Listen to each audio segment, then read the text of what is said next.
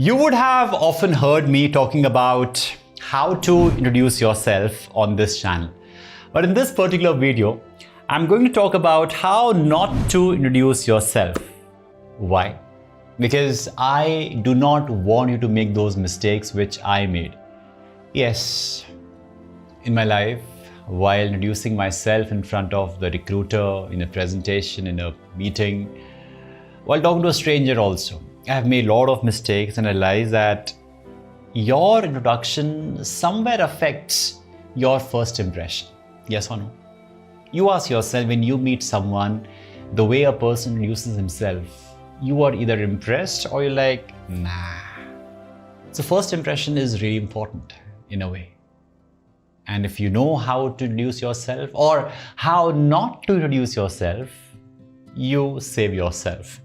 So I would talk about those 4 mistakes which we knowingly and unknowingly make while giving our introduction. I'll have 2 parts of this video. In this first part, I'll talk about the 4 mistakes that we make while introducing ourselves in the interview. And the second part will be 4 mistakes that we make while talking to anyone or presenting or networking or whatever it be. Sounds good? Also, towards the end of this video, I'll share a bonus tip, so make sure you watch it till the end. Are we good to go? Let's get going.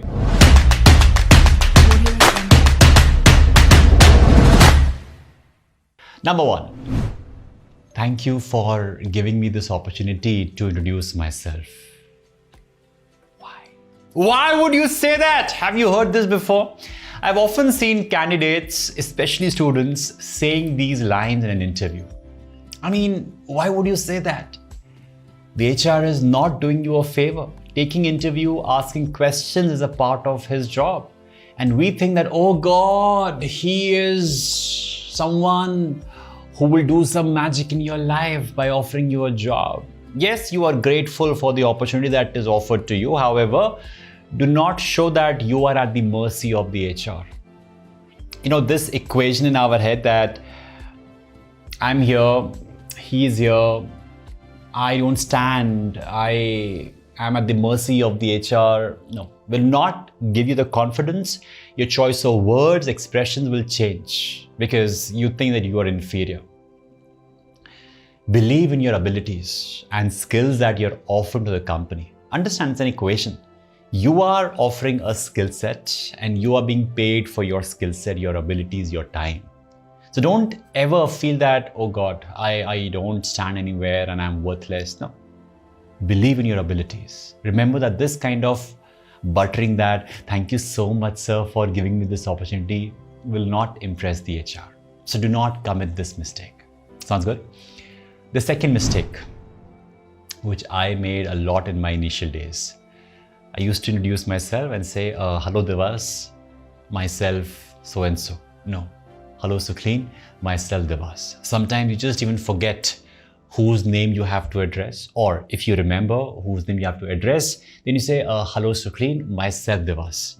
Never use myself while introducing yourself. Be it in front of anyone, any presentation, any interaction, any interview, avoid saying myself. Then what can you say? You might say, hello, my name is Divas and I'm not a terrorist. No. Hello, my name is Divas. That is one good way. And also compliment with a smile. Don't say, hello, my name is Divas. No. Hello, my name is Divas.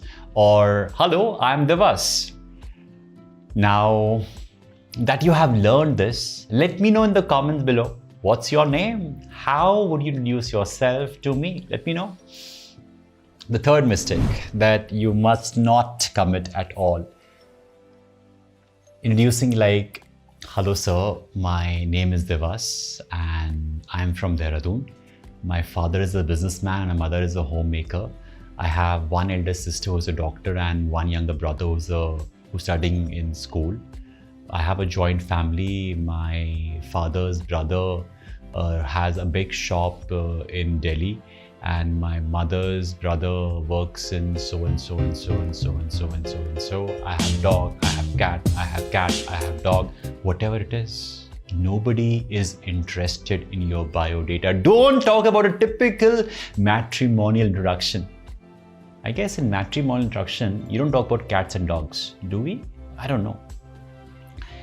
The recruiter wants to know about you more than about your family. They don't care. What does your father do or what does your mother do? Barely matters. In case you imbibe something from your parents and their profession, then talk about it. Maybe if you are a lawyer and you're appearing for an interview in front of an HR, and you say that I belong to a family of lawyers, so I developed interest in the field of law since an early age. That makes sense. But just stating that what's your parents' profession will not make a difference. If your mother is a homemaker, then what have you learned? That I have learned the art of multitasking from my mother, who is a homemaker, who has been efficiently managing everything at home so that everyone else could focus on other things. Getting it? That's a better way to introduce yourself or your family. Else, if you have nothing to say like this, then avoid. Talk about yourself and talking about who is at home. And the fourth mistake, avoid this. Some people say, hello sir, my name is Divas and I am from Dehradun. Sir, my hobbies are listening to music and reading books.